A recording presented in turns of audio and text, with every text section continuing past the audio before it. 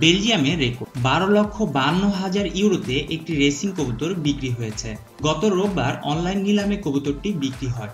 কবুতরটি যে দামে বিক্রি হয়েছে তা বাংলাদেশি মুদ্রায় প্রায় 12 কোটি টাকা। নিলামে বিক্রি হওয়া কবুতরটির ক্রেতা চীনের এক নাগরিক বলে জানা যায়। কবুতরটির নাম আরমান্দো। এটি বেলজিয়ামের সর্বকালের সবচেয়ে দীর্ঘ পাল্লার রেসার কবুতর। এর আগে এই রেকর্ডটি ছিল নাদাইন নামের আরেকটি কবুতরের, যা বিক্রি হয়েছিল 3,76,000 ইউরোতে, যা বাংলাদেশি মুদ্রায় প্রায় 3,55,00,000 টাকা। কিন্তু আরমান্দোর তুলনায় তা অনেক অল্প। এই সপ্তাহে অনলাইনে নিলামে বিক্রি হওয়া আরমান্দোই হলো বিশ্বের সবচেয়ে দামি কবুতর। কেউ ধারণা করতে পারেনি একটি কবুতর 1 মিলিয়ন ইউরোতে বিক্রি হবে, কিন্তু আরমান্দো শেষমেশ বিক্রি হলো 12,52,000 ইউরোতে।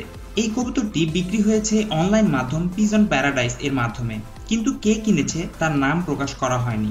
শুধুমাত্র জানানো হয়েছে একজন চাইনিজ ক্রেতা তা কিনেছেন অন্যান্য প্রতিযোগিতায় অংশগ্রহণের উদ্দেশ্যে।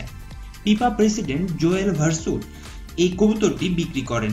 তিনি পশ্চিম বেলজিয়ামে একটি কবুতর খামার গড়ে তোলেন, যেখানে হাজারো রকমের কবুতর রয়েছে এবং সেখানে অনুষ্ঠিত হয় নানা রকমের প্রতিযোগিতা। বিভিন্ন প্রতিযোগিতা শেষে অথবা প্রতিযোগিতার উদ্দেশ্যে প্রস্তুতকৃত কবুতরগুলো তিনি অনলাইনে বিক্রি করে থাকেন। এই বিক্রয় কার্যক্রম কয়েক সপ্তাহ ধরে চলে। এই রবিবার তিনি সর্বমোট 174টি কবুতর বিক্রয় করেন, যার মূল্য আনুমানিক 2 মিলিয়ন ইউরো, বাংলাদেশি মুদ্রায় যা প্রায় 19 কোটি টাকা। ভার্সুট বলেন, 2017 সালের একটি প্রতিযোগিতায় আরমান্দোকে অনেকে অবসর গ্রহণের পরামর্শ দেয়, কিন্তু কঠোর পরিশ্রমে আরমান্দো 2018 সালে ইউরোপের একটি বড় প্রতিযোগিতায় প্রথম স্থান লাভ করে। এখন প্রশ্ন আসতে পারে, এই প্রতিযোগিতাগুলি আসলে কেমন হয়? সাধারণত কবুতরগুলোকে তাদের বাসা থেকে অনেক দূরে নিয়ে গিয়ে ছাড়া হয়, প্রায় 100 থেকে 200 কিলোমিটার। এরপর যে কবুতর প্রথমে তার নিজ বাসায় পৌঁছায় সেই হয় বিজয়ী। তো বন্ধুরা, ভিডিওটি কেমন লেগেছে? ভালো লাগলে অবশ্যই লাইক দেবেন এবং কমেন্ট করে আমাদের জানাবেন। ধন্যবাদ।